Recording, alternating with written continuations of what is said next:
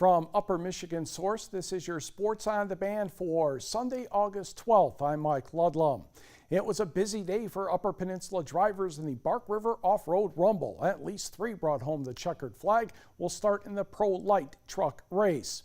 Wilson's Kyle Kleiman in the yellow 42 was able to take the early lead, winning to the first turn. Saturday's winner, Cody Kleiman in the yellow 48, couldn't find him for a couple of seconds thanks to the dirt.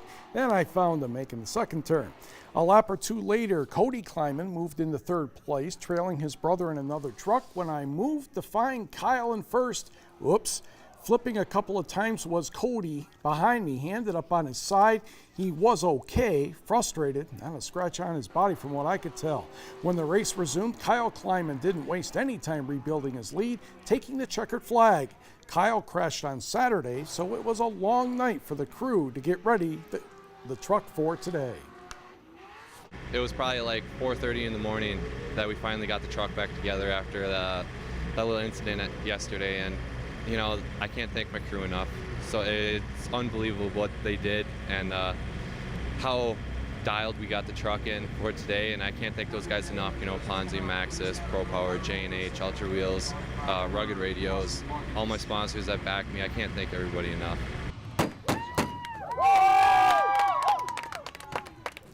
The win should keep Kleiman at or near the top of the point standings. Each brother earned a victory over the weekend.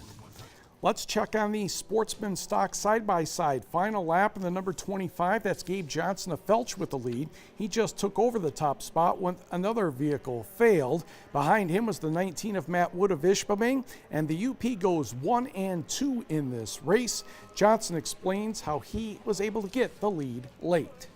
Greaves came off the jump and he was pushing hard, and we were both pushing harder than our machines could go in, and it looked like he broke a tie rod and his tire kind of fell off a little bit, and he had to pull off. The first race weekend we got a 5th and a 6th, and ever since then we've had 1st and a 2nd both weekends now, and this machine's just handled great and held up, and that's a big part of racing, is having a machine that's durable enough to handle it. Johnson completed a successful weekend as he finished 2nd on Saturday to go along with Sunday's win. It's certainly nice to see Matt Wood on the podium as well. To the 1600 light buggies, which were mixed in with the 1600 buggies. Here is Paul Hayward of Gladstone in the yellow 315. He's in the lead after a caution. He's driving a 1600 buggy.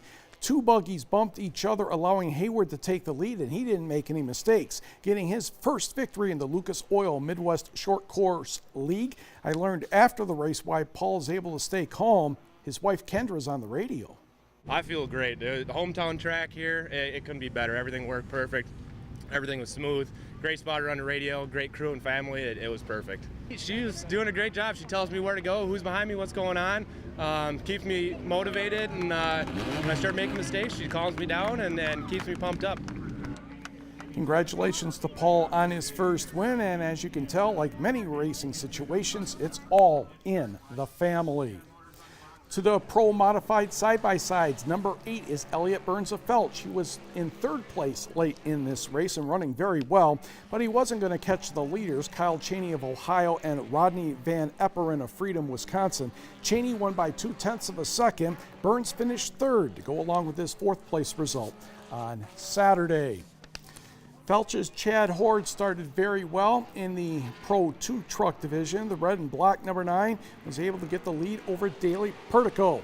Horde was hoping to bounce back after his power steering pump failed on Saturday, but for the 2nd day in a row, luck was not with him. He developed a rear right tire problem. Pretty obvious, I can see that, yeah. He stayed on track and finished 9th, but not the weekend he wanted.